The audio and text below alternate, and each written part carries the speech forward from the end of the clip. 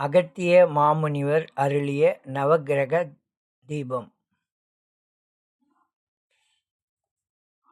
தேவையான பொருட்கள்: பட்டு துணி, தூய மஞ்சள் பொடி, தண்ணீர், பட்டு துணியை நனைக்க ஒரு பாத்திரம், 18 வெற்றிலைகள், 18 பாக்குகள். முக்கிய குறிப்பு: இந்த தீபத்தை ஏற்றுவதன் மூலம் கிரக பயிற்சிகளால் ஏற்படும் இன்னல்களை நீக்கி வளம், ஆரோக்கியம் மற்றும் மன நிம்மதி கிடைக்கும் என்பது நம்பிக்கையாகும்.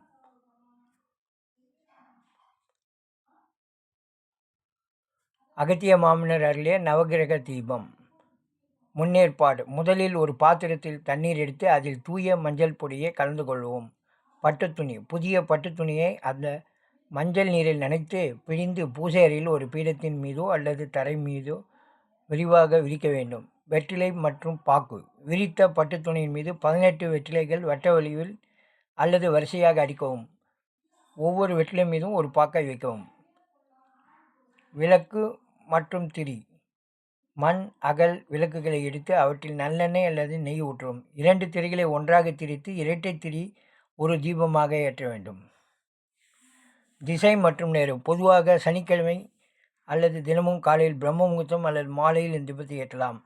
சனி பகவானின் திசையான மேற்கு நோக்கி ஒரு முகம் இருக்குமாறு வைப்பது சிறப்பு.